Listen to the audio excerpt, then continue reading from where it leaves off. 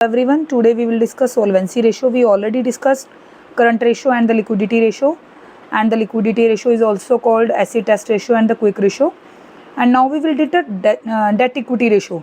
Solvency ratio include debt equity ratio, proprietor ratio, total asset to debt ratio and the interest coverage ratio. First of all, we will discuss debt equity ratio and the formula is very simple, debt upon equity. ये बताती है ratio की firm की ability पे करने की कितनी है. बेसिकली डेट और इक्विटी के कम्बिनेशन को बताती है कि किसी भी फर्म में डेट कितना होगा, इक्विटी कितनी होगी. तो उसका फॉर्मूला होता है long term debt upon share holder fund. Long term date का मतलब क्या है, इसको हम डिटेल में करेंगे. Long term borrowings and long term provisions. ठीक है, तो इसमें आप डिबेंचर्स जो हैं वो भी हमारे लॉन्ग टर्म होते हैं और आउटसाइडर्स होते हैं. मॉर्गेज लोन, जो आप किसी चीज़ को एज अ सिक्योरिटी रख के लोन लेते हो उसे मॉर्गेज लोन कहते हो. बैंक से आपने कोई लोन ले रखा है, किसी फाइनेंशियल इंस्टीट्यूशन से लोन ले रखा है. और पब्लिक डिपॉजिट्स, ये आपकी किसका पार्ट है, ये आपके लॉन्ग टर्म डेट्स का पार्ट है. Now share holder fund. Share holder fund में आपने जैसे कि पढ़ा होगा, इक्विटी होती है, प्रेफरेंस होती है, ये आपकी शेयर कैपिटल है. इसके अलावा कैपिटल रिजर्व है, सिक्योरिटी प्रीमियम है, जर्नल रिजर्व है, बैलेंस शीट में P&L है.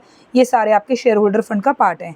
ठीक है, तो आपका इसका फॉर्मूला क्या होता है, long term debt upon equity. It means debt upon equity and the ratio is 2:1. Safe मानी जाती है. अगर रेशियो 2:1 से ज़्यादा है तो ये फर्म के लिए रिस्की है.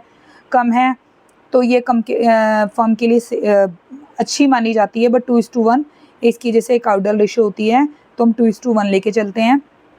और ये डेट इक्विटी फर्म की एबिलिटी बताती है कि फर्म ने कितने लॉन्ग टर्म लोन्स पे करने हैं और फर्म ने आउटसाइडर से कितना ले रखा है और फर्म की खुद की जो शेयर कैपिटल है वो कितनी है, इसको ये शो करती है. Thank you.